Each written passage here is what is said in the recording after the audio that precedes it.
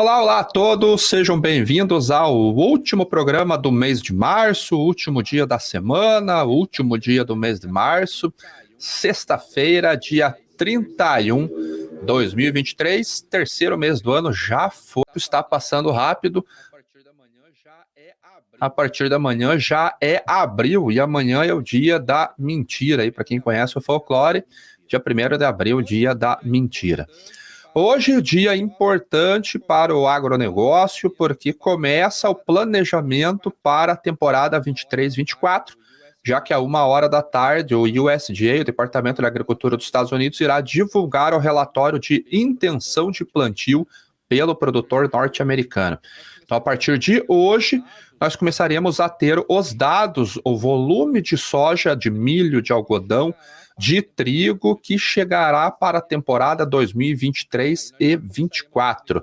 Aí nós já começaremos a monitorar a velocidade do plantio, condições de lavouras e já termina o mercado climático no mês de julho e a safra norte-americana fica posta e ela começa a chegar ao mercado no finalzinho do mês de setembro. Então, a Bolsa de Chicago já vai começar a reagir à próxima safra também, então o volume já está mais localizado nos embarques para os contratos que referem-se à entrada da safra norte-americana, e são esses preços que vão balizar os preços no Brasil também para a próxima safra. Então, ainda há muita commodity para ser comercializada aqui no Brasil, com relação à soja, com relação a milho ainda, mas para a soja, no caso, já dá para começarmos a desenhar as estratégias para a próxima temporada para evitar o que aconteceu agora, né? Chegarmos na boca da safra, o preço derreter e o prejuízo ser grande.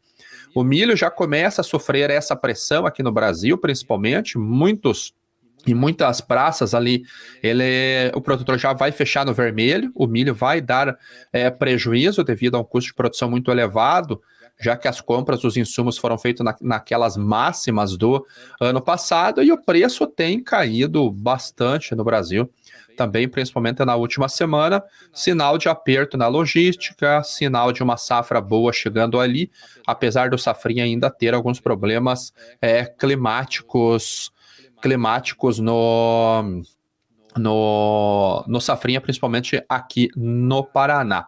Algumas commodities em alta, mas as agrícolas vão trabalhar em compasso de espera para 1h. Então vamos dar uma olhadinha como que estão as cotações agora na Bolsa. Nós vemos o café hoje recuperando de uma queda muito forte que ele fez nos 3 últimos dias.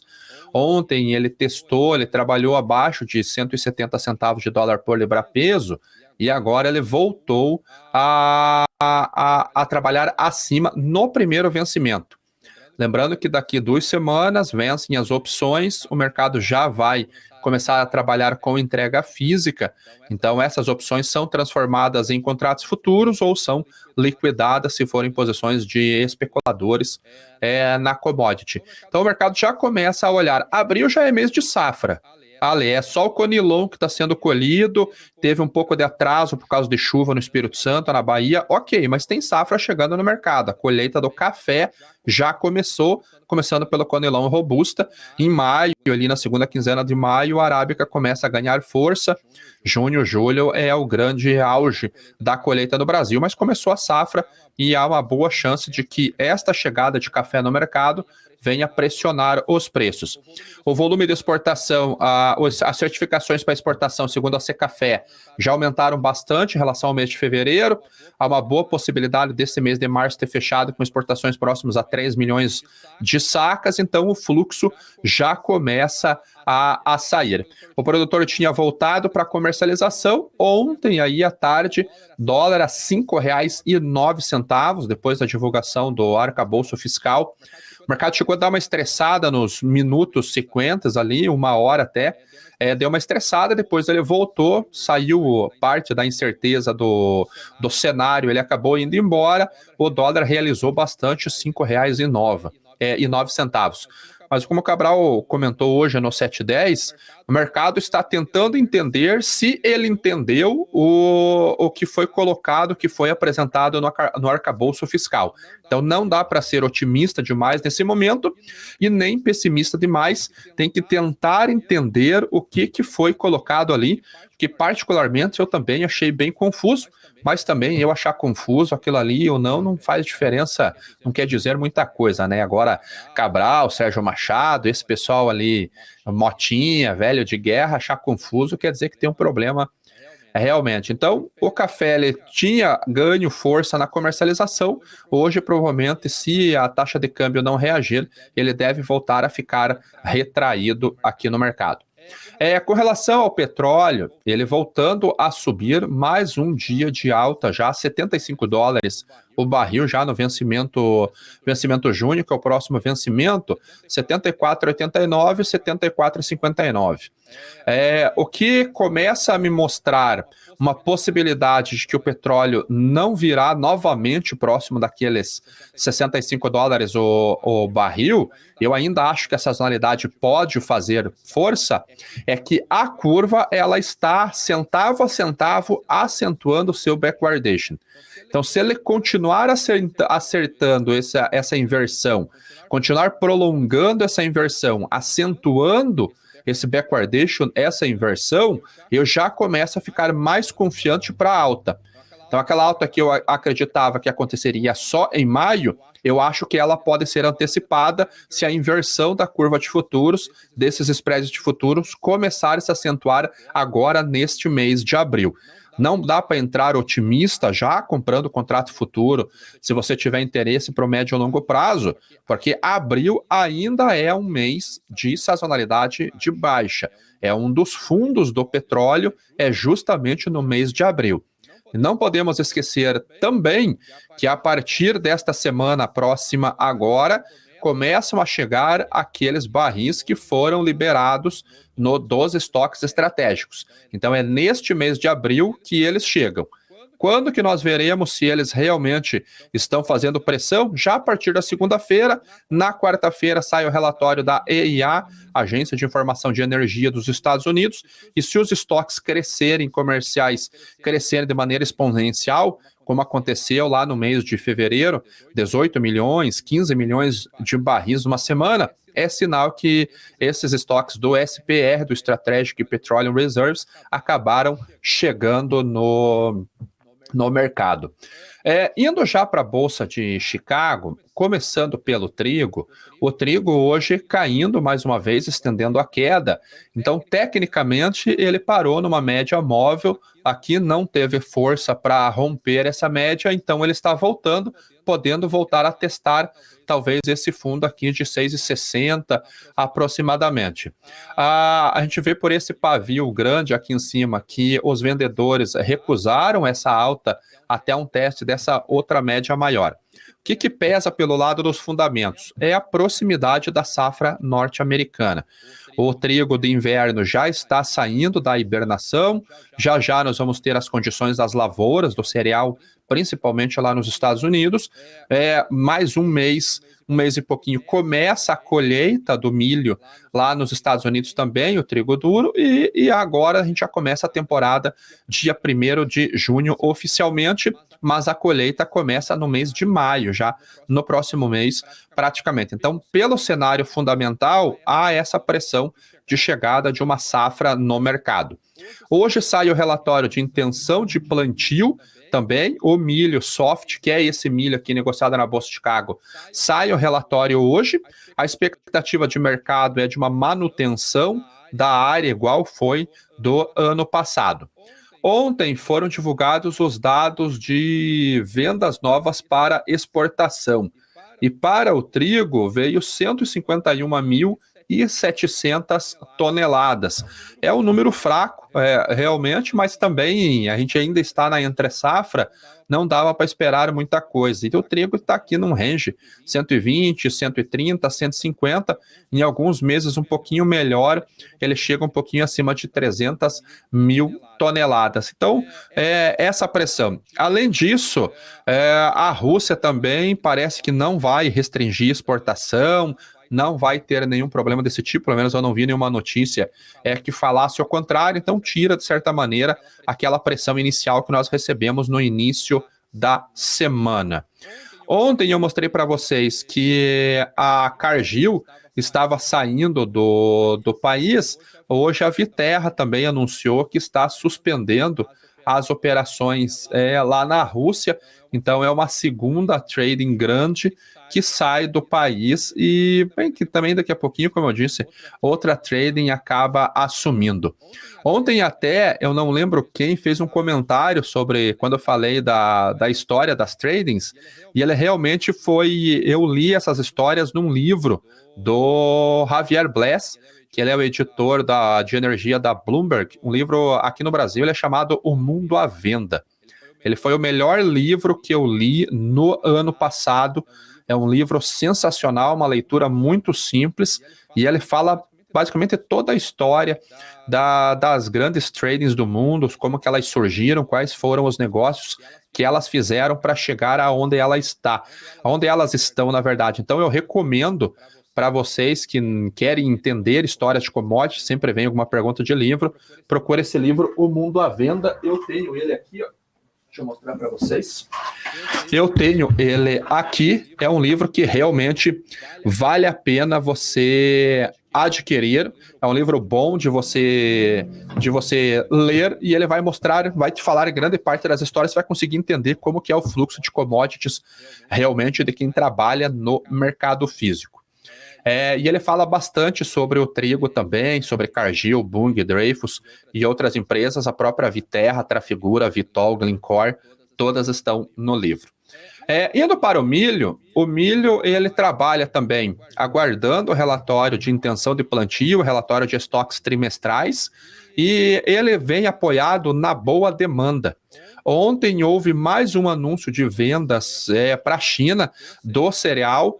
O relatório semanal de vendas novas para exportação apontou mais um número bom, 1 milhão de toneladas. Claro, é um número muito ruim em relação à semana anterior, que foi um número de 3 milhões de toneladas. Mas é um número que já ainda continua acima de 1 milhão de toneladas.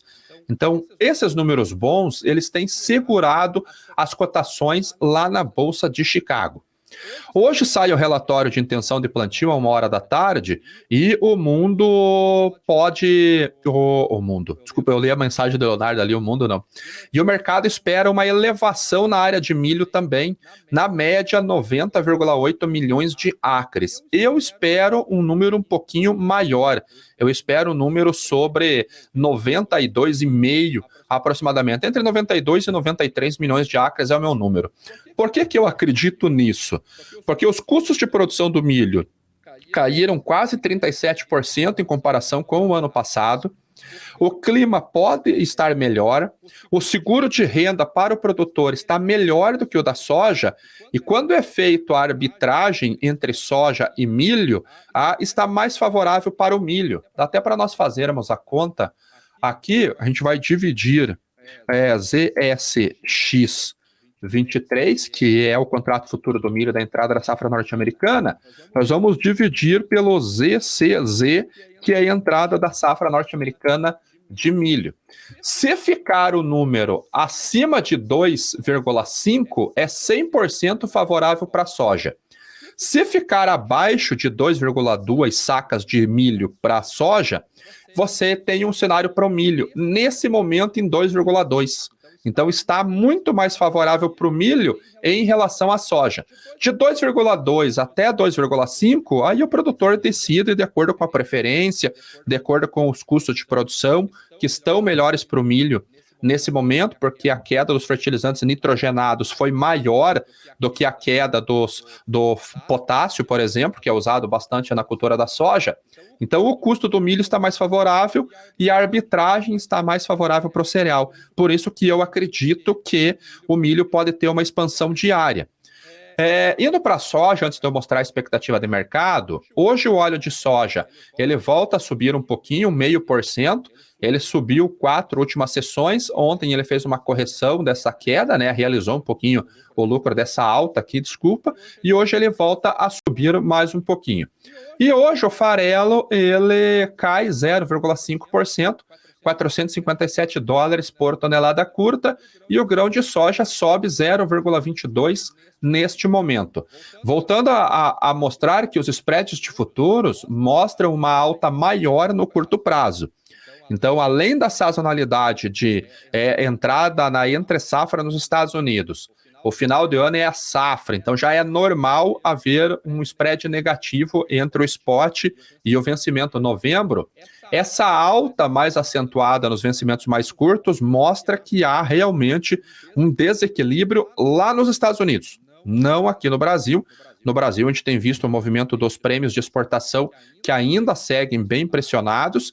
A curva do prêmio já começa a mudar, então tem que prestar atenção no formato da curva do prêmio aqui no Brasil, mas em Chicago trabalha-se com um aumento maior, uma elevação maior nos preços nos vencimentos mais curtos. Hoje, o que o mercado espera? Estas daqui são as estimativas de mercado. Na média, olhando aqui, para o milho, espera-se uma área de 90,8 milhões de acres. Isso daqui vai dar 36,7 milhões de hectares, aproximadamente. Na soja, 88,2 milhões de acres, é uma elevação em relação ao ano passado, que foi de 87,5, é o mesmo número que veio no fórum do USDA. Então, os analistas acreditam, na média, que vai crescer aqui 700 mil acres de área. Isso daqui vai dar 35 milhões e alguns quebrar 35,6, 35,7 milhões de hectares. Para o milho, total do milho, 48,8 milhões de acres, mas ele é dividido entre 36 para o trigo de inverno e 10,9 para o trigo, para os outros tipos de trigo, né? São mais dois que são negociados lá, o durum e o soft. A estimativa mais otimista para o milho vê 92,5. Então eu devo estar muito errado, porque a minha é mais otimista que o mais otimista destes daqui, que são empresas pequenas, né? J. O'Brien, por exemplo, a corretora mais antiga dos Estados Unidos, CHS, uma gigante que inclusive está no Brasil também, a Age Market, a AgriSompo, a gigante também, a ADM, a SP Global, que é a antiga IHS Markit, Stonex, 92 milhões, aí eu estou mais em linha com a Stonex nesse momento para o milho. Os estoques são previstos quedas, todos esperam queda nos estoques de todas as commodities agrícolas, milho, soja, trigo, em relação a dezembro e em relação a março do ano passado, finalzinho de março de 2022. Para a soja, eu já espero uma manutenção da área, ou mesmo uma leve redução da área. Ou seja, eu estou nesse range de baixo aqui dos mais pessimistas com relação à área da soja. Eu espero um número também nessa faixa de 87, talvez 87,5. O mercado, na média, espera 88,2. Estes números se confirmando, principalmente para o milho, devido a um programa de exportação atrasado, uma safra enorme aqui no Brasil para o safrinha. Hoje a estimativa está em 95 milhões de toneladas, claro que pode cair um pouquinho por causa dos problemas climáticos aqui no Paraná, principalmente, teve um corte de chuvas agora nos últimos dias, mas por mais que aconteça algum problema, a produção vai vir acima de 90 milhões. Ano passado, o safrinha produziu 86 milhões de toneladas, então vai ser uma safra recorde. Eu tenho conversado com clientes nossos lá no Mato Grosso, principalmente, as condições de lavouras lá estão excelentes. Eles falam que para onde você olha tem milho e o milho tem desenvolvido muito bem. Lembrando que o Mato Grosso é o maior produtor do milho de inverno. Então, se lá vai vir com uma superprodução, rendimentos muito melhores do que os últimos anos, tem tudo para a gente ter a safra acima de 90 milhões de toneladas. Igual eles falaram para mim, a não ser que aconteça um corte de chuvas agora, que aí vai prejudicar esse momento que está chegando no pendoamento, na polinização, a produção vai vir cheia e os armazéns continuam abarrotados. No Paraná, nós já temos um cenário um pouquinho diferente. Nós já temos um corte de chuvas, ele pode afetar a produtividade realmente para o safrinha. Ainda o plantio ele não finalizou, está se encaminhando para o seu término, mas o DERAL, o Departamento de Economia Rural aqui do Paraná, que é vinculado ao Ministério à Secretaria do Abastecimento, eles mostram que a qualidade das lavouras do Paraná ainda é ótima. Muito, muito boa. Então, só um corte de chuvas muito grande no estado e há a previsão de chuvas para as próximas semanas para poder colocar uma quebra grande. E mesmo assim, se houver essa quebra, é compensada por outros estados. Então, veio uma safra grande no Brasil, uma safra gigante nos Estados Unidos, voltando para 380 milhões de toneladas, aliado a um programa de exportação que não vai ser cumprido. Os Estados Unidos não vai conseguir embarcar as 46, 48 milhões de toneladas que o departamento lá está prevendo. Nós temos um cenário para queda de preços, onde eu acredito realmente que esses preços para dezembro podem vir na faixa de $5 o bushel. Para a soja, se confirmar um cenário mais otimista, realmente um número de 88, 89 milhões de acres, como a produtividade colocada pelo fórum do USDA de 52 bushels por acre, viria uma safra aproximadamente de 126 milhões de toneladas. Se o clima ajudar realmente o plantio que começa agora em maio, vier um clima bom, chuva certa, temperatura certa, luminosidade certa, confirmando uma safra de 125, 126 milhões de toneladas, esse preço da soja, ele vem perto de $11 o bushel.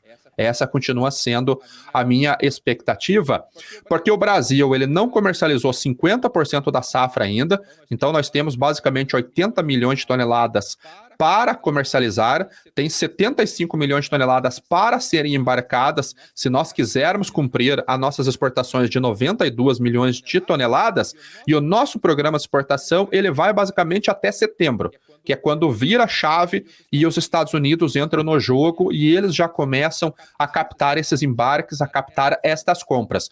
Então nós temos ali abril, maio, junho, julho, agosto, setembro, 6 meses para exportarmos, na média, 12 milhões de toneladas, 13 milhões de toneladas.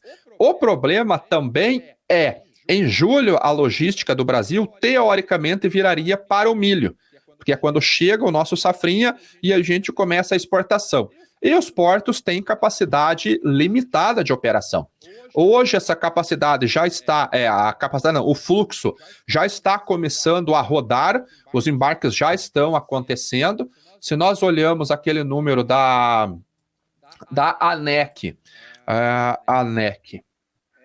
nós vemos que o Brasil, aqui nós devemos exportar, não é a BIC, é a ANEC. Nós vamos conseguir exportar próximo de 15 milhões de toneladas. Daqui a pouquinho começa a aparecer o line-up já do próximo mês, e ali nós vamos acumulando esses 14, 15 milhões de toneladas. Vamos ver aqui, 23 soja, olha aqui, 15 milhões de toneladas, a expectativa para março agora de soja, e milho nesse range entre 650 e 836 mil toneladas. Soja, 15.197, milho, 836. Então, os embarques eles estão realmente acontecendo. Então, isso pode pressionar os preços. Como que está aqui no Brasil a situação?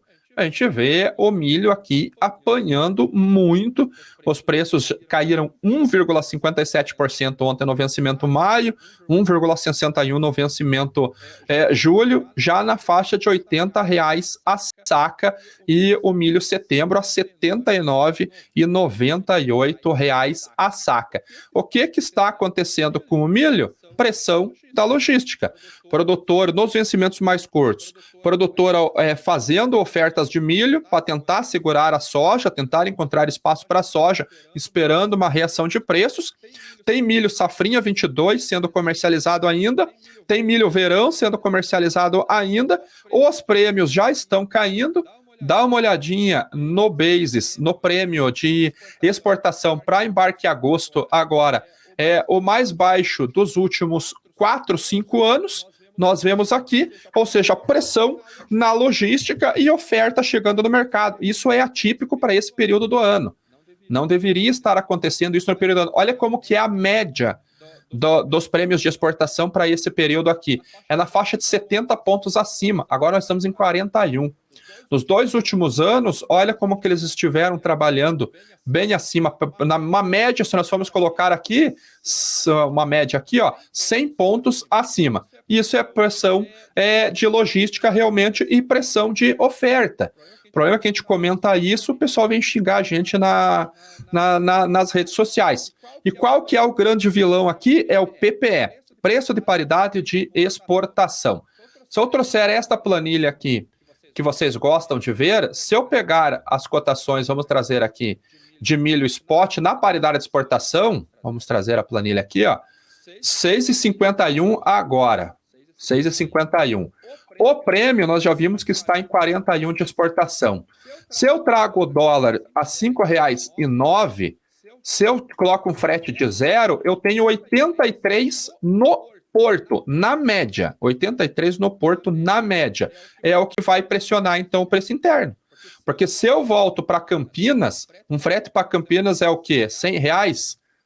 O preço? 74. É menos, né? Campinas deve dar uns R$80. 76. Então é isso que está pressionando os preços. É o PPE, junto a uma queda na taxa de câmbio, junto a uma queda na Bolsa de Chicago, junto a uma queda no prêmio de exportação, o PPE fica mais favorável, o que o mercado faz? Exporta. Porque se nós olhamos a matriz da competitividade aqui no Brasil, a competitividade FOB, desculpa, a gente já vai ver que, vamos esperar a atualização aqui, o Brasil ele é mais competitivo para os embarques mais curtos. Depois é os Estados Unidos e a partir de julho é o Brasil. Bem mais competitivo do que a Argentina e do que os Estados Unidos. Então a demanda pode vir para onde? Para o Brasil. Se essa demanda vir, é aqui que a gente pode ter um limitador no preço do cereal aqui no Brasil. Ok? Deixa eu ver, já chegando no final do programa. Deixa eu ver as perguntas que nós temos. Antes disso, pessoal, vamos dar um like, por favor. Eu sei que a gente esquece de dar o like, mas vamos dar. Relatório bem confuso. Aumentar o plantio de 2 commodities. Será que vão desmatar novas áreas? Não, Marcos. É que há muita concorrência por 4 culturas em muitas áreas, que é soja, milho, trigo e algodão. Então, o algodão pode ser reduzido a área e coloca milho. O trigo pode reduzir a área e coloca soja. E, além disso, pode ter recuperação de algumas áreas degradadas. O que é difícil de acontecer é o aumento das 4 culturas. As 4 subirem de área sem ter uma expansão da área. Isso não acontece. Agora, 2 commodities, 3 commodities podem subir em detrimento de uma área de outra cultura. Como consegue dados sobre custos de fretes? Puxa, Marco, eu só sei na plataforma paga, que eu vejo aqui no Commodity View e no Icon da Refinitiv. O que esperar dos preços do milho? Pressão de preços. Que é o cerealista pagando 69 para a produtora e revendendo a 87 na região. É estratégia profissional, é isso que a gente tenta sempre falar aqui. Tem fôlego para cair mais, sim, se vai cair eu não sei. O que esperar dos commodities em geral, do petróleo em particular, esse eu já respondi. Petróleo eu acredito que venha alta pela própria sazonalidade. Minério de ferro eu não cubro, não tenho nem ideia o que está acontecendo com o minério de ferro, mas petróleo eu espero preços mais altos no próximo trimestre devido à sazonalidade da gasolina. Pelos valores de fretes do minério, que eu falei, minério não faço essa cobertura aqui no programa, né? Aqui tem que ser foco no agronegócio. Então, a tendência da soja é cair mais, tem que prestar atenção na curva dos prêmios, que é o que eu estou comentando agora. O que é a curva de prêmios? nós estamos vendo aqui que os prêmios mais curtos chegaram a subir 3 pontos, 6 pontos, mas olha embarques mais longos, 10 pontos, ou seja, a pressão desses vencimentos já está sendo transferido para esses vencimentos aqui. Então tem que prestar atenção, porque aquilo que eu comentei, às vezes vocês ficam ouvindo notícia para comercializar mais à frente, mas tem que entender qual que é o funcionamento dos referenciais que fazem formação de preço lá na frente. Ou seja, às vezes você tem R$2 a mais de preço melhor para daqui 2 meses, o teu custo de carrego é 3. Então era melhor ter vendido no spot e não ter esperado para vender. Se você olhar só o preço nominal, você pode estar perdendo dinheiro e dando risada achando que está ganhando. A posição dos fundos sai hoje, Marcelo. A posição dos fundos sai hoje. Qual é a relação de acres e hectares? Aproximadamente 0,40. Se faz a divisão por 0,40, você vai ter de acres para hectares, ok? Então é isso aí, pessoal. Obrigado a todos que assistiram o programa. Voltamos na segunda-feira com a primeira hora do agro, já com os números do USDA.